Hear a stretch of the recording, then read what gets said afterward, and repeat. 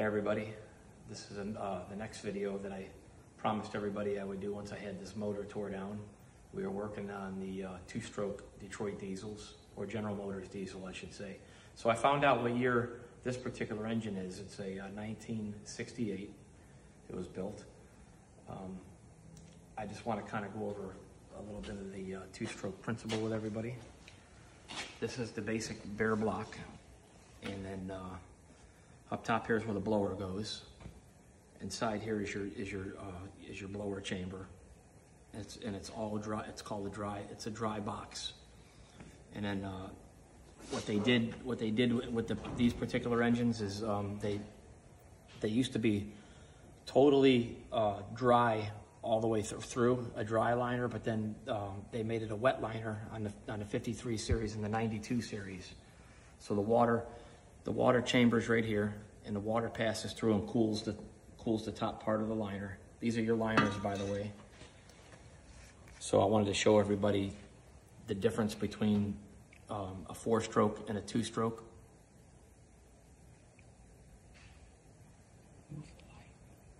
Sorry. All right, so the 4-stroke and 2-stroke, the 4-stroke doesn't have the piston ports. It's solid all the way through, where the 2-cycle is like a chainsaw piston. It has the windows where now what happens is it goes down in the block like this, and it gets pressed in. It's got crevice seals, so the water stays up top here, and down below, the blower is constantly keeping pressure in the block here. So when the piston comes down, past these ports right here, the fresh charge air comes in. It goes all the way to the top. As it's coming to the top, the exhaust valves are open, pushing off the old exhaust. And just as it gets to the top dead center, the valves close and boom, it fires. Here's a piston. Now this piston's a little different than probably what everybody's seen before.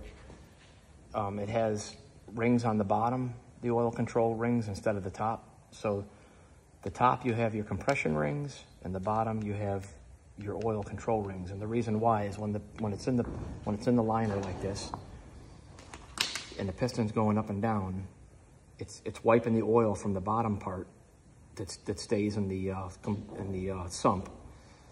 Here is constantly air on the piston. This is where it goes up and down, and the fresh charge comes in and out. And up top here is where compression happens, and it compresses all that air into this cup right here. And so it's taking all that volume of air, compressing it into this cup, and that's what's creating heat of compression, which fires the fuel. And then these piston pins are not like an ordinary diesel as well.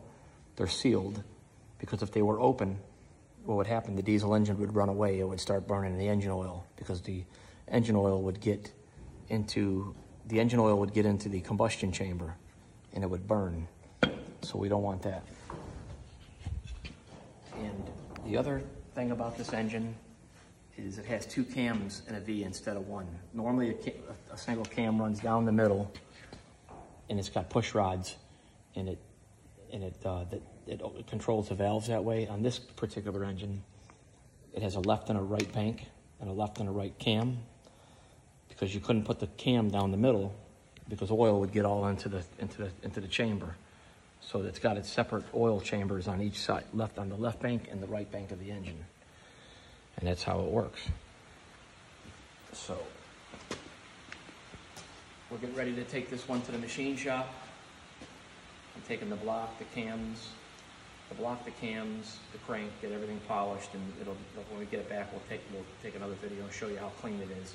We'll paint it and put it back together. And I'm excited. So it's going to be a few weeks. We're not rushing it. We're just kind of taking our time. And I'll have when I break it in outside, we're going to put a special marine governor in it that only the military has. So this motor will actually, normally it's 3,000 RPM maximum with no load. Will be about 5,000 RPM maximum with no load. It's going to scream. And the normal person can't get their hands on that spring because it's dangerous. So I'll have that, and the reason being having that high-speed governor, so these boats were able to get on the water real fast. I could get up on a plane real quick. So, everybody have a good day and God bless.